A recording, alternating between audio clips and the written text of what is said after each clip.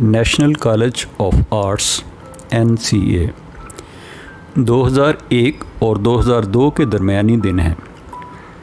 بلال ندیم عمر کی شان میں ہمہ وقت قصیدے پڑھا کرتا ہے اور میری آنکھوں کے سامنے کچھ برس پہلے NCA کے احاطے میں ایک ستون سے ٹیک لگائے دبلے پتلے نوجوان کا معصوم سا چہرہ لہرا جاتا ہے۔ حیرت ہے، اتنے ذرا سے لڑکے نے NCA میں ریسرچ اینڈ پبلک سینٹر اور NCA آرکائیوز کی بنیاد رکھ دی ہے۔ مجھے بار بار بھول جاتا ہے کہ وہ ذرا سا لڑکا اب NCA میں اسسٹنٹ پروفیسر ہے اور ویسا نوجوان نہیں رہا۔ ان دنوں سلیمہ ہاشمی کے جانے کے بعد ایک بار پھر ساجدہ حیدر وندل NCA کی پرنسپل ہیں۔ بس یہی دن ہے میں نے نیا NCA کے ریسرچ اینڈ پبلیکیشن سینٹر کو جوائن کیا ہے۔ باقاعدہ نظمیں لکھتے لکھتے تھوڑا ہی عرصہ ہوا ہے۔ دل میں کچھ کر گزرنے کا ولولہ شدید ہے۔ NCA کا ماحول اس جذبے کی پرورش کے لیے نہایت سازگار ہے۔ آرٹسٹوں کی اس نگرانی نے جیسے اپنی آغوش وا کر دی ہو۔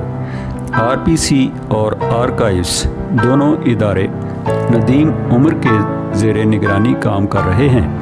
RPC کے ذمے مختلف ریسرچ تھیسز کی پبلیکیشن کا کام ہے اور NCA آرکائیوز ریزہ NCA کی تاریخ جمع کرتا چلا جا رہا ہے۔ سارا دن نایاب کتابوں اور دستاویزات کو خوبصورت جلدوں میں محفوظ کیا جاتا ہے۔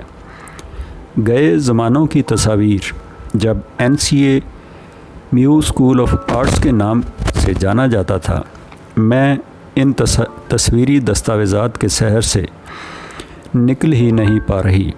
یہ NCA کی تاریخ ہی نہیں، لاہور شہر کی تاریخ بھی اپنے سینے میں چھپائے بیٹھی ہیں۔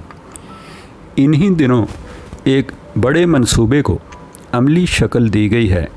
اس ساری تاریخ کو جمع کر کے قریباً 130 برس NCA کے ایگزیبیشن ہال میں آویزاں کر دیے گئے ہیں۔ مجھے فخر ہے کہ میں بھی اس ٹیم کا چھوٹا موٹا حصہ ہوں۔ ریسرچ اینڈ پبلیکیشن سینٹر یعنی RPC سے بھی مختلف پروجیکٹس پر کام کر رہا ہے۔ نہ جانے کیسے مجھے ان پبلیکیشنز کے لانچنگ، مختلف لیکچرز اور ملے جلے پروگرامز کے لیے مستقل اسٹیج سیکرٹری منتخب کر لیا گیا ہے۔ میں خود کو اس کا اہل نہیں سمجھتی، لیکن ایسا ہر کام جس کا تعلق آرٹ یا لٹریچر سے ہو میرے لیے باعث راحت ہے۔ سو گرتے پڑتے جھجکتے کسی نہ کسی طرح میں اس محاذ پر ڈٹی ہوں۔ اسی دوران اردو کی ریسرچ پبلیکیشنز کے معاملات بھی میرے سپرد ہو گئے ہیں۔ اندھا کیا چاہے دو آنکھیں۔ مجھے یہاں آئے زیادہ عرصہ نہیں ہوا، پر میں نے بیسمنٹ میں واقع اس آفس میں بیٹھے بیٹھے جان برجر کی ویز آف سینگ کا ترجمہ کر ڈالا ہے۔ یہ آئیڈیا بھی ندیم عمر ہی کی زنبیل سے نکلا۔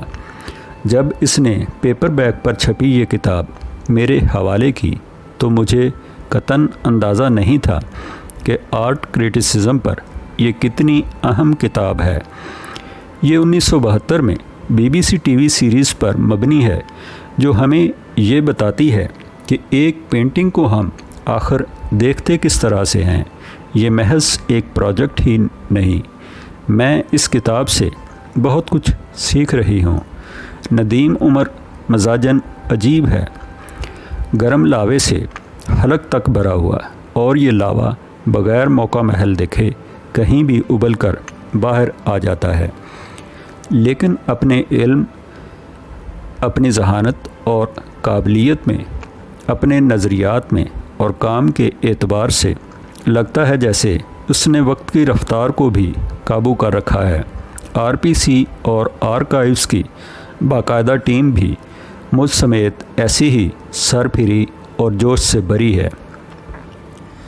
کام کسی کے لیے بھی صرف کام نہیں ہے۔ میرے علاوہ دونوں اداروں کا سٹاف زیادہ تر GC ہسٹری ڈپارٹمنٹ سے تازہ ماسٹرز کر کے نکلے ہیں۔ حسین، عزا، خنسا تینوں اپنی اپنی جگہ ذہین اور نہایت باصلاحیت ہیں۔ نہ جانے ان دنوں میرا ذہن زرخیز ہے یا NCA کی فضا کا کمال ہے۔ نظم تھیٹر کی سیڑھیوں، سرخ اینٹوں والے برآمدے میں، پرنسپل آفس کے باہر، کالج کے بیچوں بیچ بنی لان میں نصب سنگی مجسمے کو تکتے ہوئے اور عجیب و غریب حوض نما احاطے میں کہیں پر بھی پڑی مل جاتی ہے۔ اسی احاطے میں ایک درخت ہے، چاندنی سے بھری راتوں میں گھر جانے کو بھی جی نہیں چاہتا، اور جب چاند عین اس درخت کے پیچھے آ کر ٹک جاتا ہے تو جیسے میری ساری کائنات، وقت کا احساس سب رک جاتا ہے۔ تب نظم میرے سامنے، بالکل میرے سامنے، نظروں سے نظریں ملائے آن کھڑی ہوتی ہے۔ میں اس کی سانس تک سن سکتی ہوں، چاہوں تو ہاتھ بڑھا کر چھو بھی لوں۔ بارش بھری گہری شاموں میں جب کوئی اسٹوڈنٹ دھیمے سروں میں مگن گنگنانے لگتا ہے، اندھیری راتوں میں مجسمہ تراشنے کے اوزاروں کی آواز سنائی دیتی ہے، میوزیکالوجی ڈپارٹمنٹ سے صبح ہارمونیم کا ساتھ دیتی مدھر تانے بلند ہوتی ہیں، تو میرا دل بے رحم زندگی کا دیا ہوا ہر زخم بھول جاتا ہے۔ مجھے نوکری نہیں بلکہ ایک نعمت محسوس ہوتی ہے۔ ان خوابوں جیسے دنوں میں یہ شام کیسی انوکھی اور قیمتی ہے۔ کئی روز سے خالد اقبال پر a pioneer of modern realism ان پاکستان کے عنوان سے مسرت حسن کے تھیسس کی اشاعت کا کام جاری تھا۔ فیصلہ کیا گیا کہ اس کتاب کی تقریب رونمائی کے ساتھ ساتھ ظہور اخلاق گیلری میں ان کی پینٹنگز کی نمائش بھی منعقد کی جائے گی۔ یہ بہت اہم تقریب تھی۔ ٹیم کے کچھ لوگوں کا خیال تھا کہ اس کی ذمہ داری مجھ رنگ روڈ کی بجائے ندیم عمر خود سنبھالے، لیکن ندیم عمر نے یہ تجویز مسترد کر دی۔ میں ایک رات پہلے دیر تک بیسمنٹ میں بیٹھی پروگرام کی ترتیب ذہن میں بٹھاتی رہی۔ جی مسترب ہوا تو گیلری کی طرف نکل آئی، جہاں اگلی شام کے لیے ساری پینٹنگز آراستہ کر دی گئی تھیں۔ آرٹسٹ بھی کیا جادوگر ہوا کرتے ہیں۔ اس شام پہلی بار مجھے اندازہ ہوا کہ کوئی ہوا کو پینٹ کر سکتا ہے، اور ایسے کہ اس کا نم آپ اپنے چہرے پر محسوس کر سکیں۔ اس کے بعد میں کب گھر گئی اور کب سوئی کچھ یاد نہیں، بس اس لمحے کے بعد کا لمحہ۔ اگلی صبح پرنسپل آفس میں طلوع ہوا۔ میں خود کو ساجدہ وندل کے سامنے یہ کہتے سن رہی تھی کہ کیا میں اس آرٹسٹ پر تقریب کے دوران ایک نظم پڑھ سکتی ہوں۔ انہوں نے نظم پڑھنے کو کہا اور نظم سن کر کچھ دیر خاموشی سے مجھے دیکھتی رہیں، پھر سوال کیا، یہ تم نے لکھی ہے؟ میرے اثبات میں سر ہلانے پر انہوں نے کسی کو انٹرکام کر کے پوچھا کہ کیا گوہر قلم کالج میں موجود ہیں، اور وہ نہیں تھے۔ پھر یہ ایک ناقابل یقین بات تھی کہ کب انہوں نے کسی کو وصلی لینے دوڑایا۔ گوہر قلم نے تھوڑے سے وقت میں کیسے اس نظم کو وصلی پر اتارا، کب اسے ایک خوبصورت لمبے چوڑے فریم میں قید کیا گیا۔ مجھے بس اتنا یاد ہے کہ یہ گرمیوں کی ایک حسین اور یاد رہ جانے والی شام ہے۔ آرٹسٹوں کی کریم ہال میں جمع ہے، خالد اقبال سامنے بیٹھے ہیں، اور میں انگریزی میں منعقدہ اس پروگرام کے بیچوں بیچ اپنی اس نظم کے ذریعے ان کے ہوا کو پینٹ کرنے والے ہنر کو سراہ رہی ہوں۔ نظم دعائیہ ہے۔ ساجدہ وندل نظم کے اختتام پر کھڑی ہو گئی ہیں، اور کسی نے وہ شاندار فریم ان کے حوالے کیا جسے انہوں نے بڑی عزت سے خالد اقبال صاحب کو پیش کیا ہے۔